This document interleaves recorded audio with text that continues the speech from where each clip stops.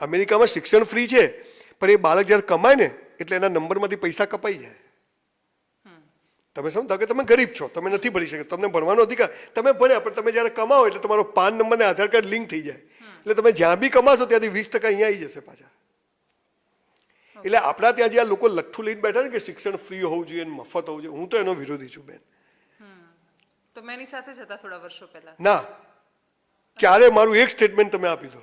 અચ્છા, નહીં, જે લોકોની વાત કરી એટલા માટે મેં એને થોડું પોલિટિકલ કનેક્શન સુધી લઈ ગઈ. ઠીક છે, બેક ટુ એજ્યુકેશન. હા, મને ના, હું ક્યારે તમને હજી બી મારો એક પણ સ્ટેટમેન્ટ ફ્રી એડ્યુકેશનનું ના હોય, ડે 1 થી.